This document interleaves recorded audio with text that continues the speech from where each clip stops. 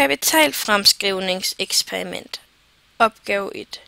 Indstil skyderne K0 til 500, R til 0,1 og N til 20. Hvad fortæller den sidste søjles højde dig? Først indstiller K0 til 500, R til 0,1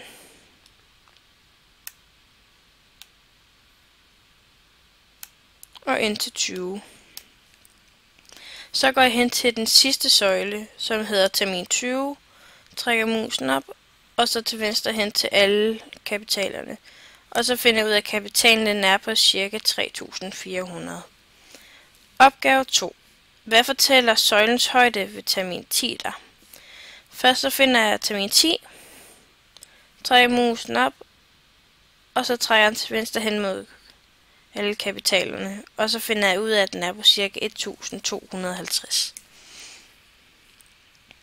Opgave 4. Hvor stor skal startkapitalen være, hvis man ønsker en slutkapital på mindst 4.000 efter 15 terminer, når man får 13% i rente?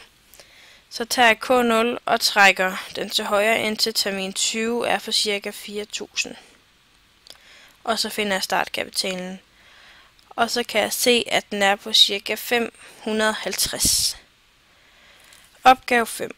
Hvor stor skal startkapitalen være, hvis man ønsker en slutkapital på mindst 2.000 efter 10 terminer, når man får 10% i rente? Så tager jeg K0, så trækker jeg den så tilbage til venstre, indtil at termin 20 er på ca. 2.000. Og så går jeg ned og kigger på startkapitalen, som er på ca. 250.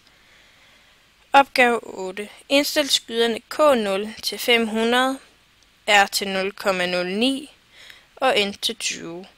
Startkapitalen er altså nu 500 kroner.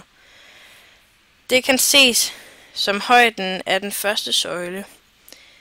Efter hvor mange terminer er kapitalen blevet det dobbelte, altså for 1000. Efter yderligere hvor mange terminer er kapitalen blevet fordoblet igen, altså nu 2000, er resultatet ikke lidt sjovt.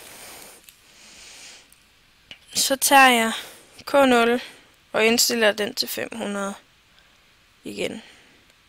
Så tager jeg R, den skal være 0,09, og N skal stadigvæk være 20. Så ved startkapitalen, der er den på 500, som der blev nævnt.